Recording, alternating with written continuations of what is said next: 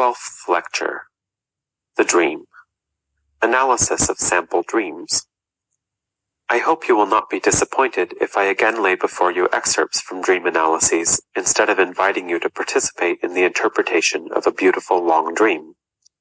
You will say that after so much preparation you ought to have this right, and that after the successful interpretation of so many thousands of dreams it should long ago have become possible to assemble a collection of excellent dream samples with which we could demonstrate all our assertions concerning dream work and dream thoughts.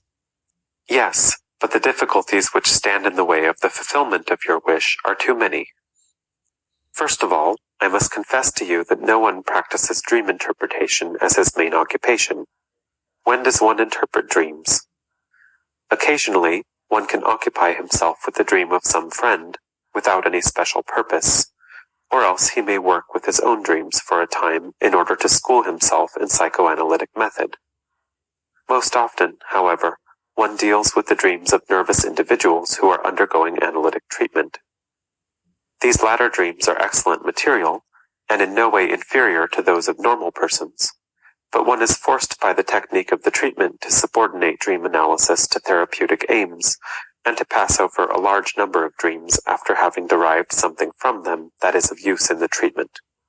Many dreams we meet with during the treatment are, as a matter of fact, impossible of complete analysis. Since they spring from the total mass of psychic material which is still unknown to us, their understanding becomes possible only after the completion of the cure. Besides, to tell you such dreams would necessitate the disclosure of all the secrets concerning a neurosis. That will not do for us, since we have taken the dream as preparation for the study of the neuroses. I know you would gladly leave this material, and would prefer to hear the dreams of healthy persons, or your own dreams explained. But that is impossible because of the content of these dreams. One can expose neither himself, nor another whose confidence he has won, so inconsiderately as would result from a thorough interpretation of his dreams, which, as you already know, refer to the most intimate things of his personality.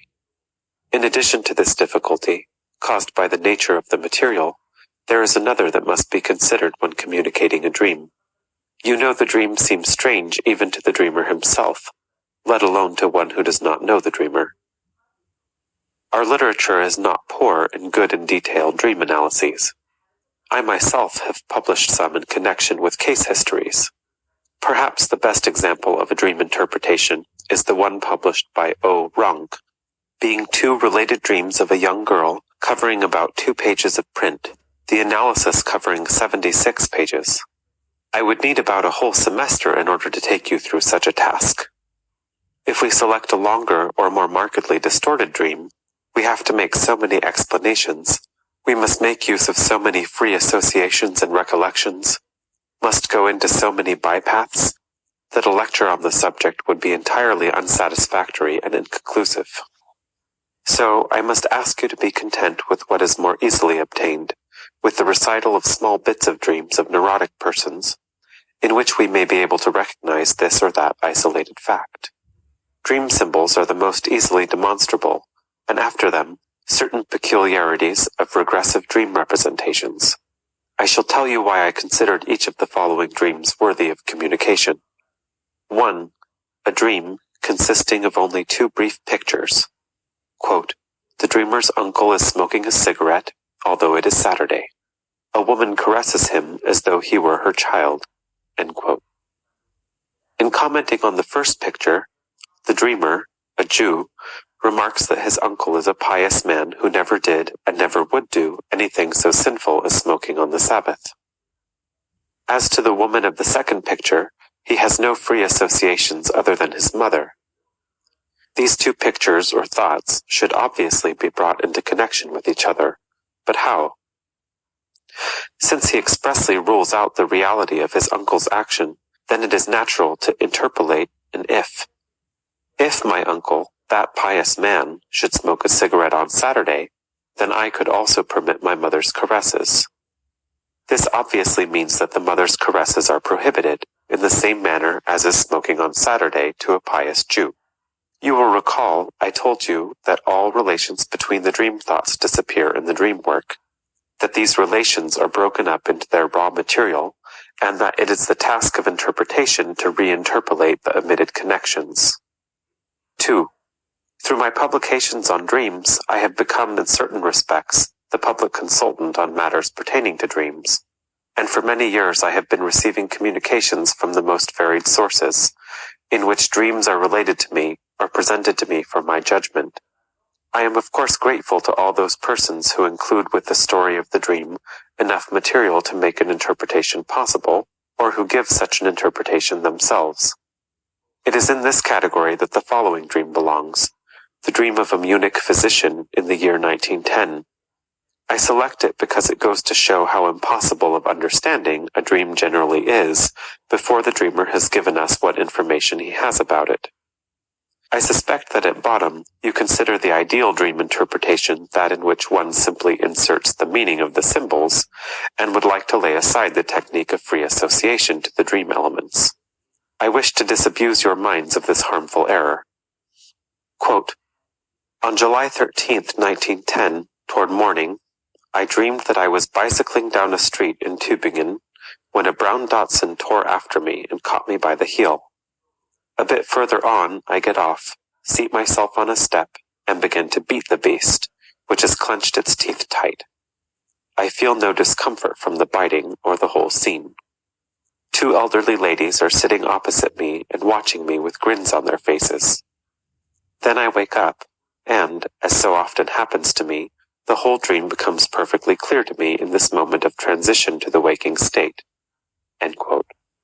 Symbols are of little use in this case.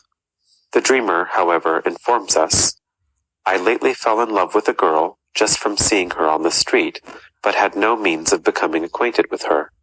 The most pleasant means might have been the Dachshund, since I am a great lover of animals, and also felt that the girl was in sympathy with this characteristic. He also adds that he repeatedly interfered in the fights of scuffling dogs with great dexterity, and frequently to the great amazement of the spectators.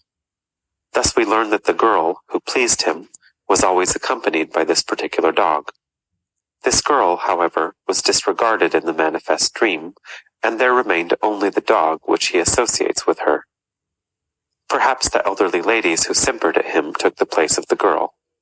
The remainder of what he tells us is not enough to explain this point.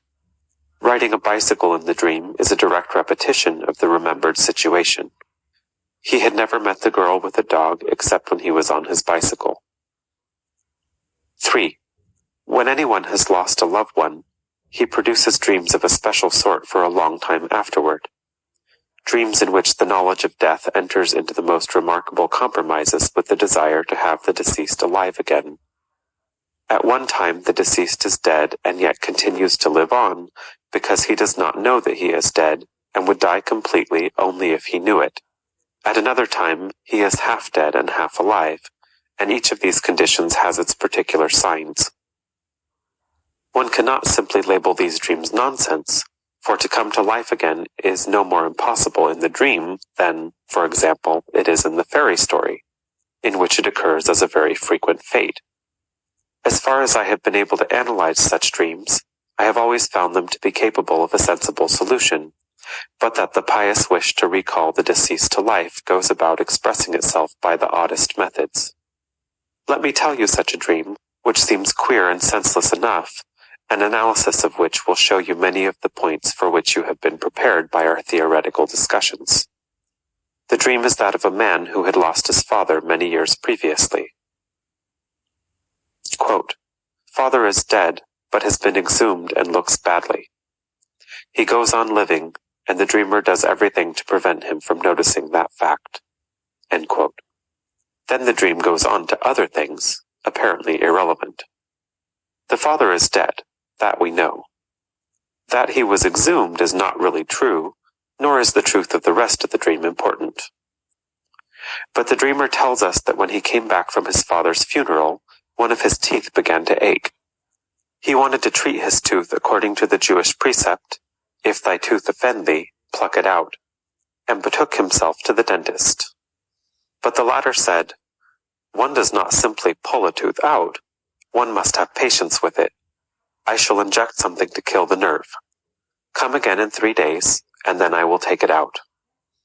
This taking it out, says the dreamer suddenly, is the exhuming. Is the dreamer right? It does not correspond exactly, only approximately, for the tooth is not taken out, but something that has died off is taken out of it. But after our other experiences, we are probably safe in believing that the dream work is capable of such inaccuracies.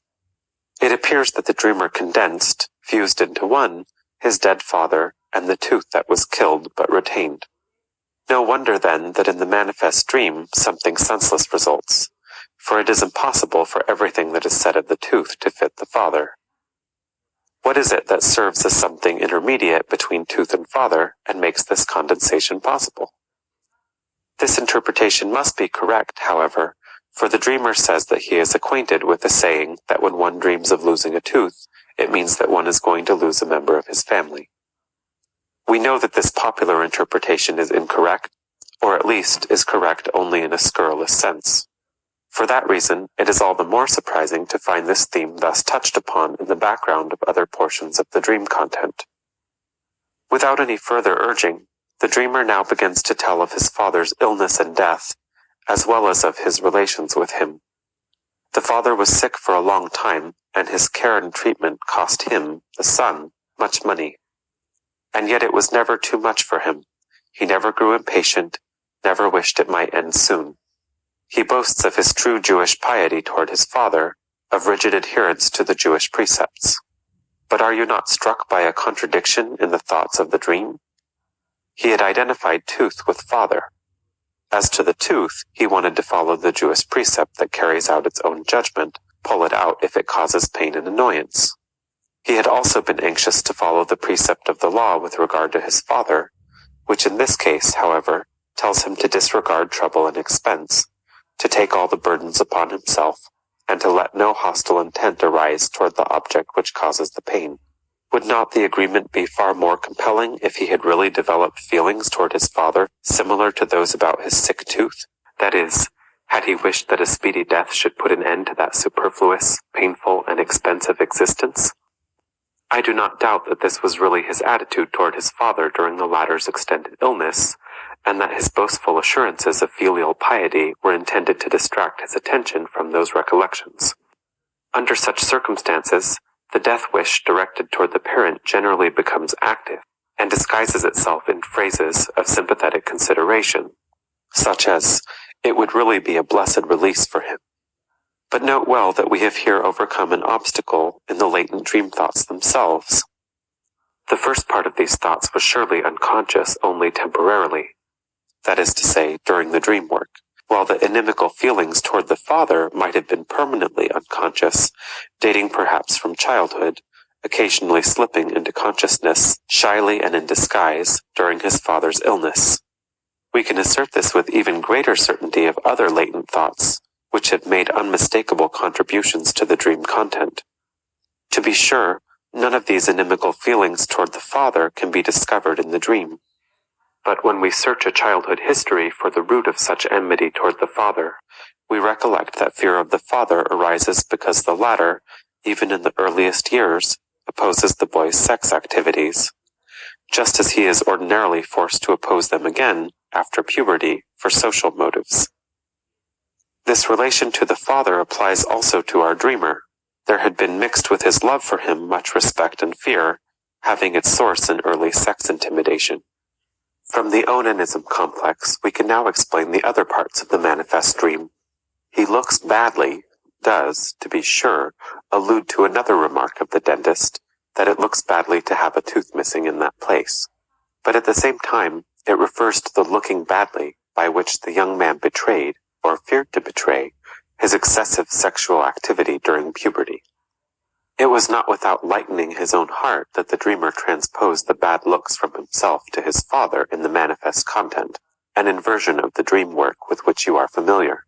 He goes on living since then, disguises itself with the wish to have him alive again, as well as with the promise of the dentist that the tooth will be preserved.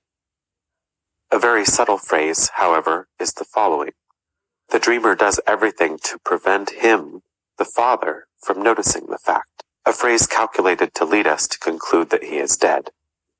Yet the only meaningful conclusion is again drawn from the onanism complex, where it is a matter of course for the young man to do everything in order to hide his sex life from his father.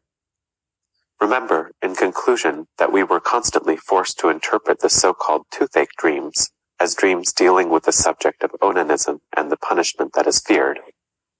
You now see how this incomprehensible dream came into being. By the creation of a remarkable and misleading condensation, by the fact that all the ideas emerge from the midst of the latent thought process, and by the creation of ambiguous substitute formations for the most hidden and, at the time, most remote of these thoughts. 4. We have tried repeatedly to understand those prosaic and banal dreams which have nothing foolish or repulsive about them, but which cause us to ask, why do we dream such unimportant stuff? So I shall give you a new example of this kind. 3 dreams belonging together, all of which were dreamed in the same night by a young woman. A. She is going through the hall of her house and strikes her head against the low-hanging chandelier so that her head bleeds. She has no reminiscence to contribute, nothing that really happened. The information she gives leads in quite another direction. Quote, "You know how badly my hair is falling out. Mother said to me yesterday, 'My child, if it goes on like this, you will have a head like the cheek of a buttock.'" End quote. Thus, the head here stands for the other part of the body. We can understand the chandelier symbolically without other help. All objects that can be lengthened are symbols of the male organ. Thus, the dream deals with a bleeding at the lower end of the body, which results from its collision with the male organ. This might still be ambiguous. Her further associations show that it has to do with her belief that menstrual bleeding results from sexual intercourse with a man, a bit of sexual theory believed by many immature girls. B. Quote, "She sees a deep hole in the vineyard which she knows was made by pulling out a tree." End quote. Herewith, her remark that she misses the tree. She means that she did not see the tree in the dream, but the same phrase serves to express another thought which symbolic interpretation makes completely certain.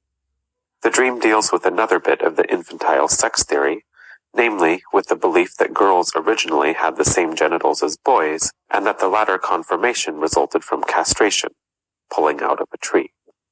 C. Quote, "She is standing in front of the drawer of her writing table, with which she is so familiar that she knows immediately if anybody has been through it." End quote. The writing table drawer, like every drawer, chest, or box, stands for the female genital. She knows that one can recognize from the genital the signs of sexual intercourse, and, as she thinks, even of any contact at all, and she has long been afraid of such a conviction. I believe that the accent in all these dreams is to be laid upon the idea of knowing.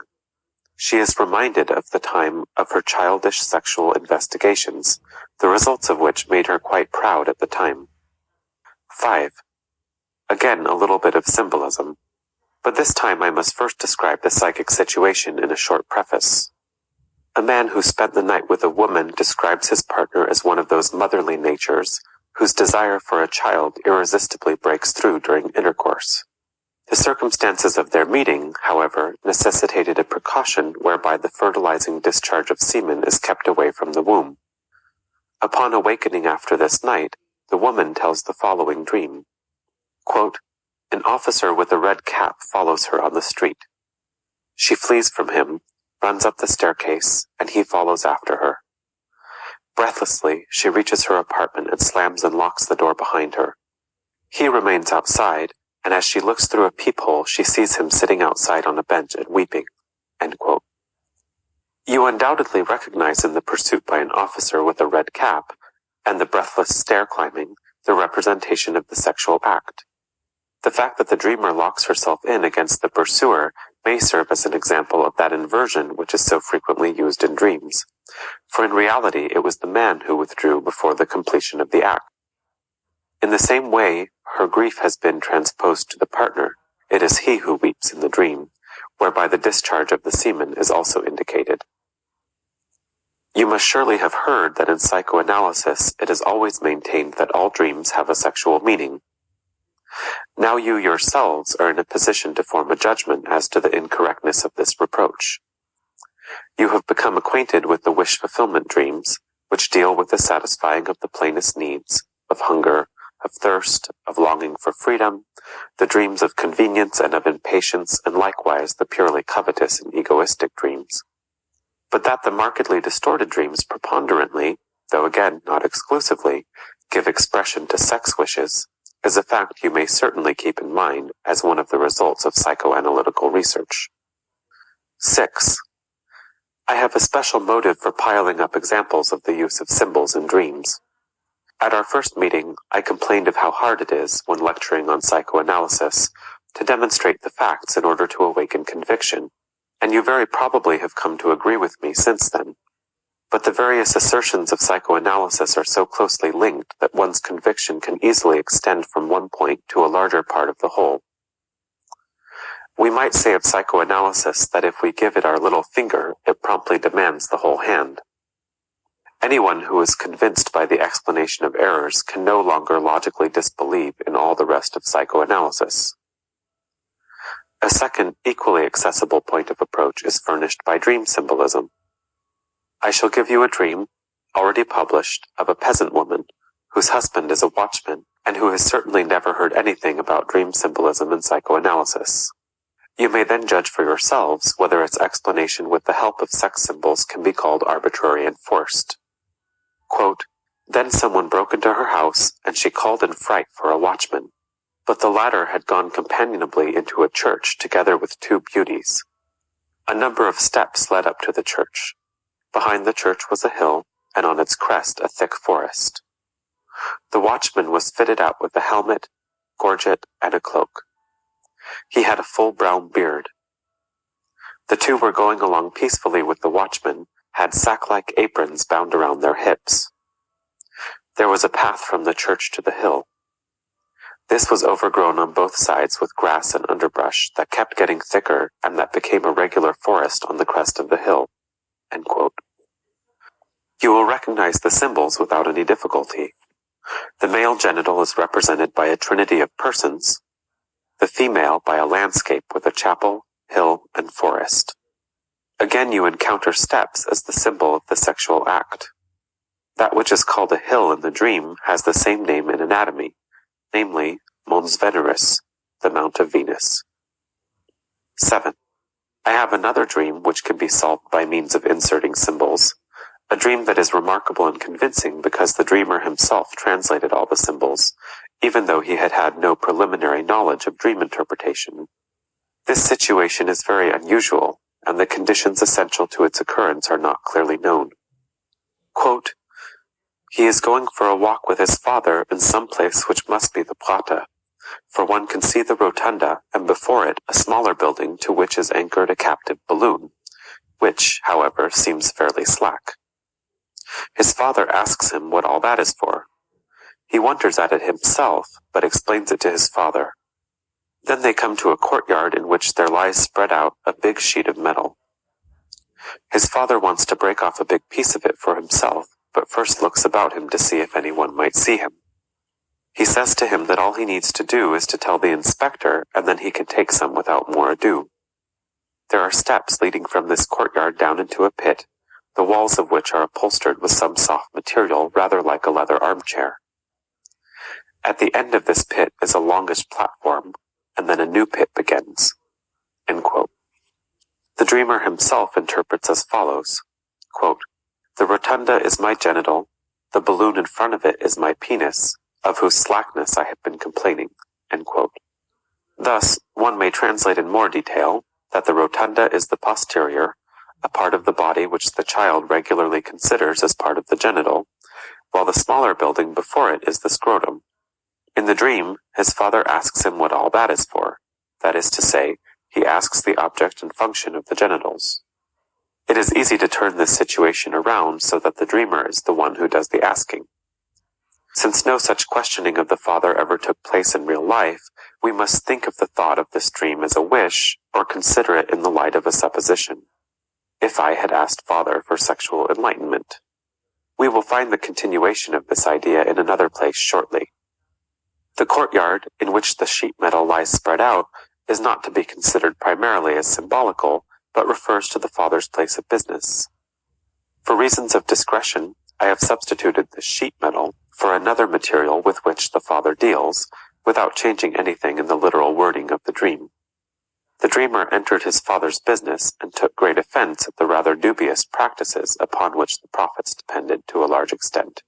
For this reason, the continuation of the above idea of the dream might be expressed as, if I had asked him, he would only have deceived me as he deceives his customers.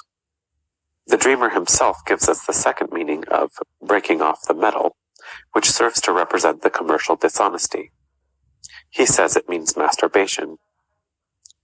Not only have we long since become familiar with this symbol, but the fact also is in agreement.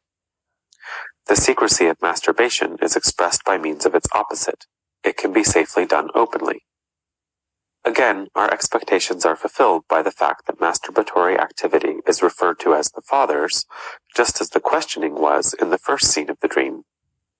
Upon being questioned, he immediately gives the interpretation of the pit as the vagina on account of the soft upholstering of its walls. I will add arbitrarily that the going down, like the more usual going up, is meant to describe the sexual intercourse in the vagina. Such details as the fact that the first pit ends in a platform and then a new one begins, he explains himself as having been taken from his own history. He practiced intercourse for a while, then gave it up on account of inhibitions, and now hopes to be able to resume it as a result of the treatment. 8. The two following dreams are those of a foreigner, of very polygamous tendencies, and I give them to you as proof for the claim that one's ego appears in every dream, even in those in which it is disguised in the manifest content. The trunks in the dream are a symbol for woman. A. Quote, he is to take a trip. His luggage is placed on a carriage to be taken to the station, and there are many trunks piled up, among which are two big black ones, like sample trunks. He says consolingly to someone, well, they are only going as far as the station with us. End quote. In reality, he does travel with a great deal of luggage, but he also brings many tales of women with him when he comes for treatment. The two black trunks stand for two dark women who play the chief part in his life at present. One of them wanted to travel to Vienna after him, but he telegraphed her not to, upon my advice. B. A scene at the customs house. Quote, a fellow traveler opens his trunk and says indifferently while puffing a cigarette, there's nothing in here. The customs official seems to believe him, but delves into the trunk once more and finds something particularly forbidden. The traveler then says resignedly, well, there's no help for it. End quote. He himself is the traveler, I the customs official. Though otherwise very frank in his confessions, he has on occasion tried to conceal from me a new relationship which he had struck up with a lady with whom he was justified in believing that I knew. The painful situation of being convicted of this is transposed into a strange person, so that he himself apparently is not present in the dream. 9. The following is an example of a symbol which I have not yet mentioned. Quote, he meets his sister in company with two friends who are themselves sisters. He extends his hand to both of them, but not to his sister. End quote. This is no allusion to a real occurrence. His thoughts instead led him back to a time when his observations made him wonder why a girl's breasts develop so late. The two sisters, therefore, are the breasts. He would have liked to touch them if only it had not been his sister. 10. Let me add an example of a symbol of death in a dream. Quote, he is walking with two persons whose name he knows but has forgotten. By the time he is awake, over a very high, steep iron bridge. Suddenly, the two people are gone, and he sees a ghostly man with a cap and clad in white. He asks this man whether he is the telegraph messenger. No. Or is he a coachman? No. Then he goes on. End quote. And even in the dream he is in great fear. After waking, he continues the dream by a fantasy in which the iron bridge suddenly breaks, and he plunges into the abyss. When the dreamer emphasizes the fact that certain individuals in a dream are unknown, that he has forgotten their names, they are generally persons standing in very close relationship to the dreamer. This dreamer has two sisters. If it be true, as his dream indicates, that he wished these two dead, then it would only be justice if the fear of death fell upon him for so doing. In connection with the telegraph messenger, he remarks that such people always bring bad news. Judged by his uniform, he might also have been the lamplighter, who, however, also extinguishes the lamps. In other words, as the spirit of death extinguishes the flame of life. The coachman reminds him of Uhland's poem of King Karl's ocean voyage, and also of a dangerous lake trip with two companions in which he played the role of the king in the poem. In connection with the iron bridge, he remembers a recent accident and the stupid saying, "Life is a suspension bridge." 11. The following may serve as another example of the representation of death in a dream. Quote, "An unknown man leaves a black-bordered visiting card for him." End quote. 12. The following dream will interest you for several reasons, though it is one arising from a neurotic condition, among other things. Quote, "He is traveling in a train. The train stops in an open field. He thinks it means that there is going to be an accident, that he must save himself, and he goes through all the compartments of the train and strikes dead everyone whom he meets, conductors, engine drivers, etc." End quote. In connection with this, he tells a story that one of his friends told him. An insane man was being transported in a private compartment in a certain place in Italy, but through some mistake another traveler was put in the same compartment. The insane man murdered his fellow passenger. Thus, he identifies himself with this insane person and bases his right to do so upon a compulsive idea which was then torturing him. Namely, he must do away with all persons who knew of his failings. But then he himself finds a better motivation which gave rise to the dream.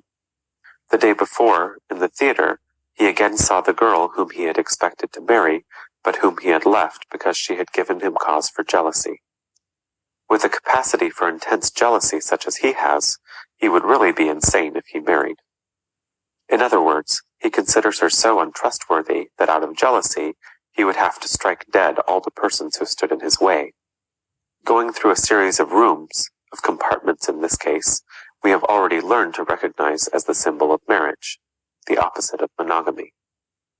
In connection with the train stopping in the open country and his fear of an accident, he tells the following. Once, when he was traveling in a train and it came to a sudden stop outside of a station, a young lady in the compartment remarked that perhaps there was going to be a collision, and that in that case the best precaution would be to pull one's legs up. But this legs up had also played a role in the many walks and excursions into the open which he had taken with the girl in that happy period of their first love. Thus it is a new argument for the idea that he would have to be crazy in order to marry her now. But from my knowledge of the situation, I can assume with certainty that the wish to be as crazy as that nevertheless exists in him. End of section 12.